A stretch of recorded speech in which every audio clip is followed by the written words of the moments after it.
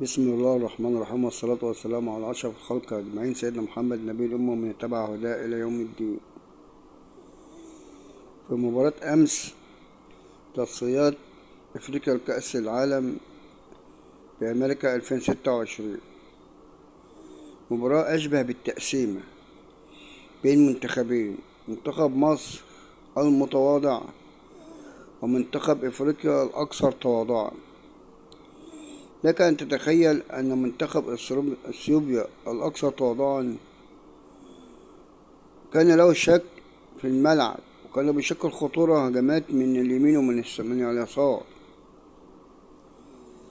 أما فريق المنتخب المصري كانت محاولات فردية من لاعب تريزيجيه وزيزو ومحمد صلاح وعمر مرموش. هؤلاء كانت محاولاتهم كلها فردية اجتهادية. أما فريق الأسيوطي كان بيلعب هجمات منظمة يمين ويسار مع هجمات مرتدة، يعني خانهم سوء التوفيق وقلة الخبرة وخوفهم من بيلعبوا منتخب مصر على استاد القاهرة في وسط هذا الحشد الجماهيري. وأيضا بيلعبوا نجم إنجلترا محمد صلاح صاحب الاسم الرفيع والمستوى العالي، فدي لوحده ضريبة يعني تهز أي فريق بيلعب فريق بحجم منتخب مصر. في غياب اتحاد الكرة عن ملعب المباراة أو الاستاد،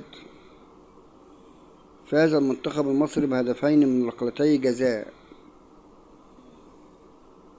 صنعهما اللاعب زيزو وتريزيجيه من مجهودات فردية في المباراة.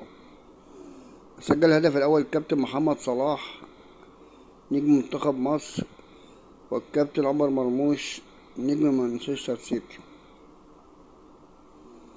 يا جماعة، المستوى لا يطمن، لا يسر عدو ولا حبيب. مباراة بوركينا فاسو هي الفيصل،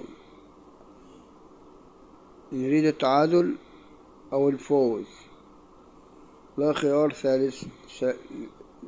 ثالث. نريد نتيجة إيجابية، ونتمنى المستوى يتطور عن ذلك، نلعب كرة جماعية. لا أعرف لماذا لعب حسام حسن بطريقة 4-1-4-1، لا أعرف، يعني ملهاش أي شيء في كرة القدم.